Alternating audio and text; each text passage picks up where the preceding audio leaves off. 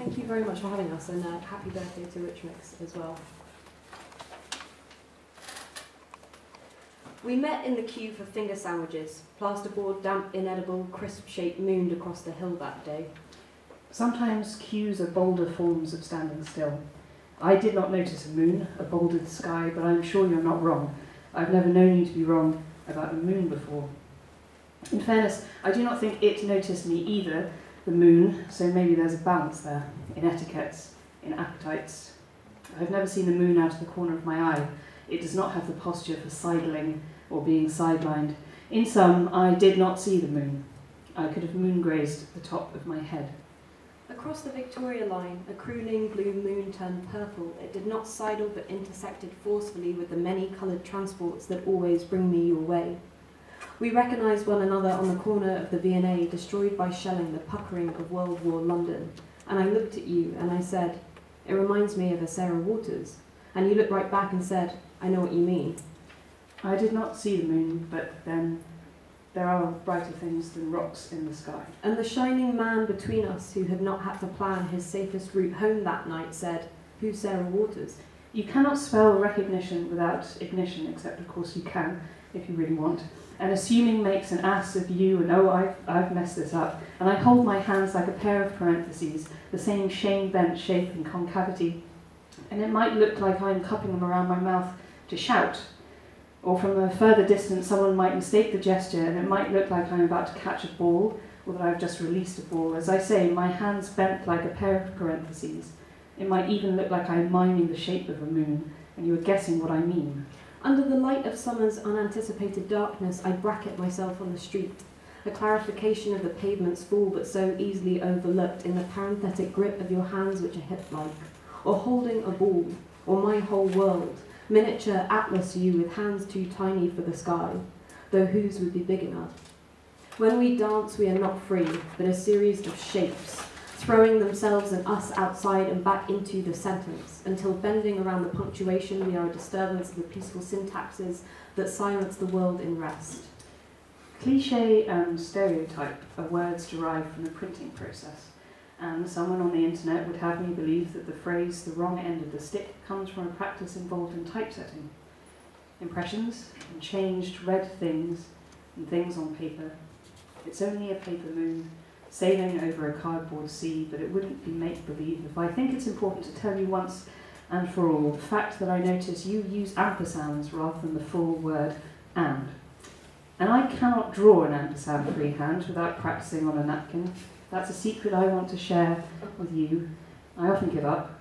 I use plus signs instead, which is less hit or miss, and two positives make whatever, it all adds up. When I fell in love with Frank O'Hara, I spent a day practicing my ampersands, to learn his ands, to make my world as ample and as open as his always seemed to be, riding the train to the end of the line for a poem's worth of sex before turning in. I mean, it is straightforward. Isn't it always? I'm glad the day was a syllabus we both knew, or that we shared combinations, or convexities, or complexities, or you know what I mean, or you knew what I meant.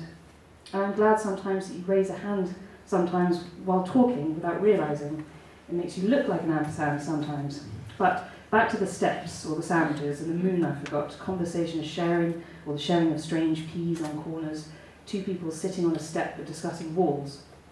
Bowled over buildings, boulderising as improv and improvement, holes in masonry, impressions and reminders that walls are just an editor away from rubble.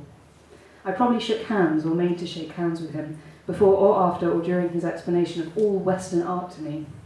I can't remember his name. Maybe they'll name a museum or a moon after him, and I won't visit either. I think you punctuated each revelation of ease by shaking his hand.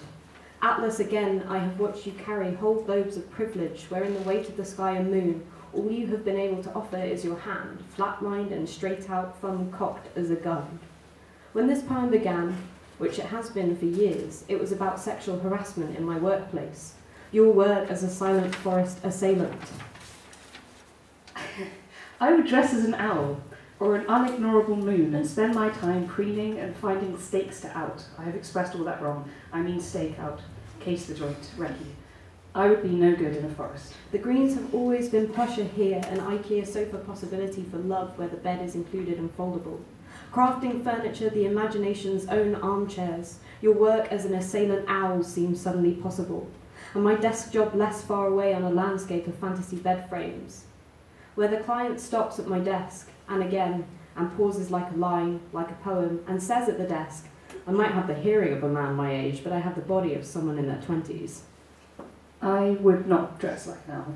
I cannot daydream punching this person if it involves an owl costume. Owls are too heraldic, chivalrous.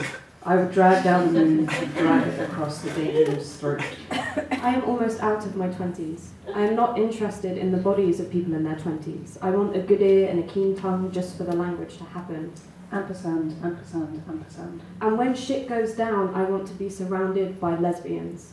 My tube panic was first assailed in London by only travelling with dykes and dogs. I always arrive late, breathless and dog-haired. My leg having been to their leg, the dykes not the dogs. What the northern line is for nooses. On public intimacy, stranglehold my forced touch. Every step is moving, it's moving me up. Moving, it's moving me up. Ampersand, ampersand, ampersand. It's good to stand next to you, near a flag, on the surface of the moon. This is how we walk on the moon, when there is no need for the underground or forests, but always space room for the dogs they lost along the way, that paved the way. From up here, cooling heels in the moon dust, I can see that it's just hanging from a ceiling, spinning, reflecting light above figures, dancing. I will not always be frightened of dancing, and I'll be lighter on my feet, like meter, like a moon. Peopled my people, behold my signifiers. When the world burns, I want to be in a dyke army. Disco me up, synthesize my 5th album, treat me like your boyfriend, the best poets are lesbians and handymen. Fixing up, looking sharp, ampersand, ampersand, ampersand, every step is moving me up, as if this is how we walk on the moon, and the tidal turn, when the moon gives its instruction. I want to tell this man who is deaf with his 20 body that I am in the lesbian camp. I am lesbian camp. I am Cedric Gay. And one day when the world will burn, I will be on the side of the dykes. Thank you.